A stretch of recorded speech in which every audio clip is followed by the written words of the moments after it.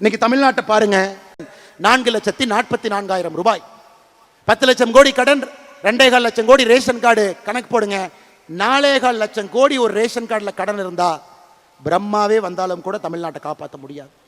வேறு விதமாக வேலை செய்யணும். இல்லாட்டி கடங்கார மாநிலமாக இந்த ஆண்டு டிவிக்கு அரசு, நான் சொல்ற எழுதி வச்சுக்கங்க, 85,000 கோடிக்கு குறையாமத்தான் கடன் வாங்க போறாங்க. நான் சொல்றது நீங்க எழுதி.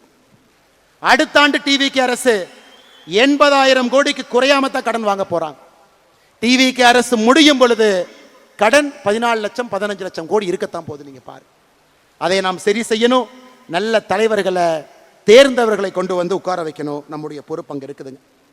எத்தனை பேர் 12வது முடிச்சுட்டு கல்லூரிக்கு போறாங்க? 2020 50% கல்லூரிக்கு போனாங்க. இந்தியாவிலேயே நாம தான் நம்பர் 1 கிராஸ் என்ரோல்மெண்ட் ரேஷியோ, 50% உயர்கல்வி. இன்னைக்கு அது 46ஆக மாறி இருக்கிறது. அதுவும் பிரச்சனை, சரி பண்ணணும். 2024-25 அரசு பள்ளியில 45 லட்சம் பேர் படிச்சாங்க. இன்னைக்கு அது 40 லட்சமா குறைஞ்சிருக்கு. அரசு பள்ளி பக்கம் யாருமே போறதில்லை. அதை சரி பண்ணும். இன்னைக்கு தமிழ்நாட்டில் சராசரியாக ஒரு நோயாளிக்கு சிகிச்சைக்கு தேவையான பணம் 44,535 ரூபாய். இங்க டாக்டர் இருக்காங்க. இந்தியாவில் தனியார் மருத்துவமனையில் சிகிச்சைக்கு அதிகமாக பணம் கொடுக்கக்கூடிய ஒரு மாநிலம் நம்முடைய தமிழகம். இந்தியா 33,000 கொடுக்குறாங்க, நம்ம 43,000 கொடுக்குறோம். அப்போ தமிழ்நாட்டில் நம்முடைய ஆட்சி வரும் பொழுது அரசு ஆரம்ப சுகாதார நிலையத்தில் வேர்ல்டு கிளாஸ் அதில் இருக்கணும், மெடிசன் இருக்கணும். அரசு பள்ளிகள் வேர்ல்டு கிளாஸாக இருக்கணும். அரசு பள்ளிகள் வேர்ல்டு கிளாஸாக இருக்கணும். இதெல்லாம் நம்முடைய நோக்கமாக நம்ம போக போகிறோம். இன்னைக்கு போலிங்க, போக போகிறோம்.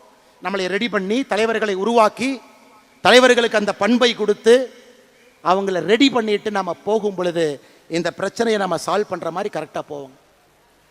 இல்லை, கரூரில் இனாம் நிலத்தை கொடுத்துட்டாங்க, 3000க்கு மேற்பட்ட ஏக்கரை கொடுத்துட்டாங்க, அதை நீங்கள் டிவிக்கு அரசுக்கு சப்போர்ட் பண்ணி அறிக்கை விட்டுருக்கீங்க. அப்போ நீங்கள் கோயிலுக்கு எதிரானவரா, ஹிந்து விரோதியா? விஜயநகர பேரரசு காலத்திலிருந்து இனாம் நிலம் என்பது அந்த ஊரில் கோயிலில் வேலை செய்கிறவங்களுக்கு அரசு கொடுத்தது. பூ விற்கிறவங்க, கோயில் இருக்கக்கூடிய பண்டார சகோதரர்கள், நாதஸ்வரம் வாசிக்கிறவங்க, தவில் வாசிக்கிறவங்க, அவங்களுக்கு கொடுக்கப்பட்ட இடம். அந்த கர்ம வீரர் காமராஜர் ஐயா 1963 ஆட்சியிலிருந்து அவர் செல்வதற்கு முன்பு அதற்கு ஒரு செட்டில்மெண்ட் தாசில்தார் போட்டு அதை பஞ்சாயத்து பண்ண முயற்சி பண்ணார். அதை திமுக காரங்க அதை வச்சு பாலிடிக்ஸ் பண்ணி பண்ணி பண்ணி கோவில் நிலம் இந்த நிலம்னு ஒன்னா சேர்த்து அதை 0 டிகிரின்னு ஒரு ஆர்டரை போட்டு பண்ணாமல் வச்சிருந்தாங்க. இன்னைக்கு ஒரு அரசு வந்து 60 ஆண்டுகளாக 100 ஆண்டுகளாக அந்த இனாம் நிலத்தில் குடியிருப்பவர்களுக்கு திரும்ப அந்த மரியாதை கொடுத்திருக்கும் பொழுது அதை வரவேற்க வேண்டியது ஒரு தமிழனுடைய கடமையாகத்தான் நான் பார்க்கின்றேன்.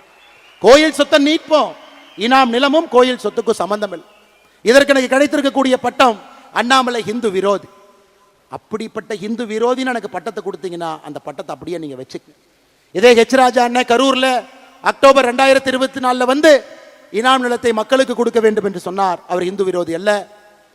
எடப்பாடி பழனிசாமி அண்ணன் அவர்கள் அனைத்து இந்திய அண்ணா திராவிட முன்னேற்ற கழகத்தினுடைய தேர்தல் அறிக்கை 2026 இனாம் நிலத்தை வசிப்பவர்களுக்கு கொடுக்க வேண்டும் என்று சொன்னார். அவர் இந்து விரோதி கிடையாது.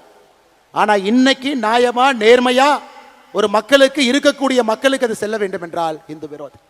அருமை சொந்தங்களே, நம்முடைய நோக்கம் என்ன நிறைய பேர் கேட்கிறாங்க. மெய்யான சமூக நீதி ஆரம்பித்து நிலையான வளர்ச்சி சென்று வேளாண்மை எழுச்சியை செய்து பண்பாட்டு மீட்சியை நடத்தி ஆட்சிகளை புரட்சி செய்வதற்கு இந்த அமைப்பை பயன்படுத்துவோம். நிறைய பேர் சொல்றாங்க அண்ணாமலை Z+ பாதுகாப்பு வச்சிருக்கான். என்னைக்கு நான் பாரதிய ஜனதா கட்சியிலிருந்து வெளியே வந்தேனோ அன்னைக்கே மத்திய அரசு கடிதம் எழுதி Z+ பாதுகாப்பை திரும்ப எடுத்துக்கொள்ளுங்கள் என்று கடிதம் எழுதி விட்டேன். அதனால அவங்க என்ன எடுத்துக்காம இருக்கிறாங்க, நானும் பயன்படுத்தாம இருக்கிறேன். ஏன்னா சாமானிய மனிதனாக எல்லா பணியும் செய்யும் பொழுது மட்டும்தான் உங்களுக்கு என் மீது தனிப்பட்ட முறையில் ஒரு நம்பிக்கை வரும் என்கின்ற இலக்கணமாக நான் நிற்க வேண்டும் என்று நிற்கின்றேன். பாரதிய ஜனதா கட்சி, திராவிட முன்னேற்ற கழகம், அனைத்து இந்திய அண்ணா திராவிட முன்னேற்ற கழகம் உட்பட எல்லா கட்சியிலிருந்தும், காங்கிரஸ் கட்சியிலிருந்து நிறைய பேர் வந்திருக்கிறாங்க, எல்லா கட்சியிலிருந்தும் வருவது ஒரு கடினமான வேலை தான். இல்லைன்னு சொல்லிங்க, நம்மை வளர்த்த ஒரு இயக்கம், உப்பை தின்று வளர்ந்த ஒரு இயக்கம், அதிலிருந்து வெளியே வந்து ஒரு தனி பாதை செல்ல வேண்டும் என்பது யாருக்குமே எளிதான ஒரு வேலை கிடையாது.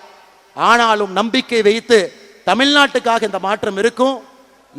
ஒருங்கிணைந்த இந்திய நாட்டில் தமிழகத்தை முதலிடத்துக்கு கொண்டு வருவதற்காக யாருக்கும் எதிரான அமைப்பு இல்லை என்று சொல்லி நம்பிக்கை வைத்து வந்த எல்லா அரசியல் கட்சியை சார்ந்த நண்பர்களுக்கும், அரசியல் கட்சியை சாராம வந்திருக்கக்கூடிய எல்லா பெரியோர்களுக்கும், முதல் தலைமுறை பட்டதாரர்களுக்கும், விவசாய பெருமக்களுக்கும், சகோதரிகளுக்கும், தாய்மார்களுக்கும் நன்றி தெரிவித்து என்னுடைய உரையை முடித்துக் கொள்கின்றேன்.